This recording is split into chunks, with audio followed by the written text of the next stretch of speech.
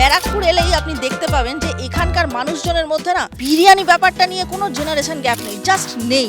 কিন্তু যেহেতু নির্বাচন এগিয়ে আসছে, তাই মানুষজনের থেকে একটু আধটু জেনে তো নিতেই হবে যে তারা সামগ্রিক সামাজিক চিত্র নিয়ে ঠিক কি ভাবছেন।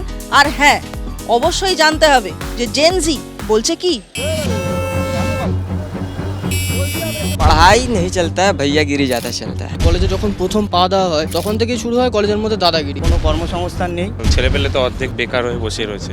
এখন এইসব জায়গায় এখন যত চুরি ছেঁচড়ামি, টাকা তোলাবাজি, যে কোনো কাজ করতে গেলে অনেস্টিভাবে তো কোনো কাজই করা যায় না। মডারেট যেমন চলে তেমনই চলছে।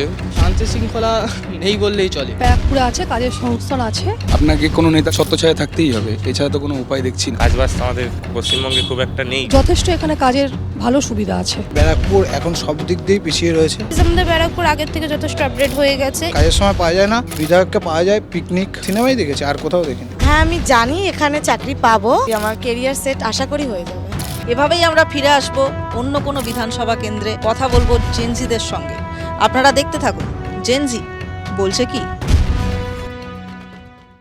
নির্বাচনের আগে রাজনৈতিক মঞ্চ থেকে দেদার প্রবচন কানে আসছে, কিন্তু সেই সব প্রবচন স্ক্যান করে আদতে কি সারমর্ম উদ্ধার করেছে জেনজি? বোঝালেই তারা বুঝছেন নাকি অন্য কিছু ভাবছেন? চলুন আজ দমদম বিধানসভা কেন্দ্র ঘুরতে ঘুরতে দেখি জেনজি বলছে কি। আসুন আমার সাথে। আমি 10-এ 10 দেবো, কারণ এখানে উন্নয়ন খুবই ভালো। পুরো জিরো।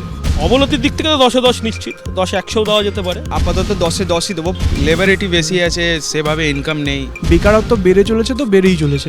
শিক্ষা তো এখন প্রায় সোনার পাথরবাটিতে পরিণত হয়েছে এই রাজ্যের তৃণমূল সরকারের আমলে। পশ্চিমবঙ্গের বর্তমান সরকার নতুন জেনারেশনকে এগিয়ে নিয়ে যাওয়ার চেষ্টা করছে। চাকরি নেই, 6,000-এর উপরে বেশি শিল্পপতিরা, শিল্পীরা আজকে পশ্চিমবাংলা থেকে মুখ ফিরিয়েছে। কার দৌলতে, কাদের জন্য? সেই কর্মসংস্থান আরও বাড়ানোর জন্য যথেষ্ট পদক্ষেপ নিচ্ছেন। যুব সমাজ বলুন, ছাত্র সমাজ বলুন, আমার এলাকায় আমার পাড়ায় অনুকূল পরিস্থিতি নেই, সমস্তটাই প্রতিকূল। এখানে দাদাকে যখনই ডাকি তখনই আমাদের বাড়ির সামনে আসে, যখনই দরকার হয় তখনই পাই। উন্নতি তৃণমূল নেতাদের শুধু পকেটের উন্নতি, সাধারণ লোকের তো এখানে উন্নতি কিছু নেই। আমরা এতক্ষণ দমদম বিধানসভা কেন্দ্রের বিভিন্ন অঞ্চলে ঘুরে ঘুরে একদম নতুন মানুষ যারা এই যুগ, এই জেনারেশন অর্থাৎ জেনজি, তাদের নানান রকম মতামত শুনলাম তারা কি ভাবছে আগামী দিন সম্পর্কে, কর্মসংস্থান সম্পর্কে। আমাদের তো অবশ্যই চোখ থাকবে আগামী বিধানসভা ভোটের দিকে, আর আপনাদের কিন্তু চোখ রাখতে হবে এবিপি আনন্দে, কারণ এখানে কিন্তু আপনারা দেখতে পাবেন জেনজি ভাবছে কি।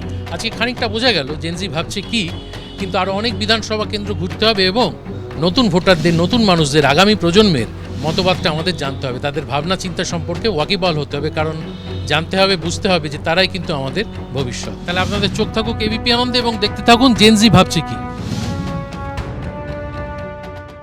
এবিপি আনন্দ, এগিয়ে থাকে, এগিয়ে রাখে।